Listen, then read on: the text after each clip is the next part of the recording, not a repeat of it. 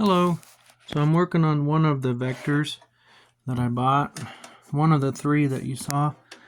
And I found out that this pod right here, that's pod 5, it's not rotating when the rest of them go. So if you watch this, it's not rotating.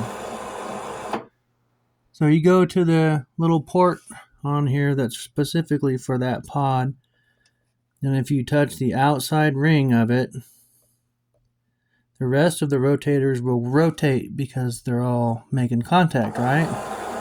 See? But if you touch the center, then pod 5 will rotate. So I'm going to solder that real quick and do another test. Okay, so now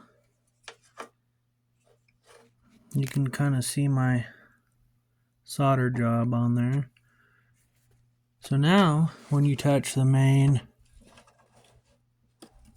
place, they all rotate together now. That's pod 5.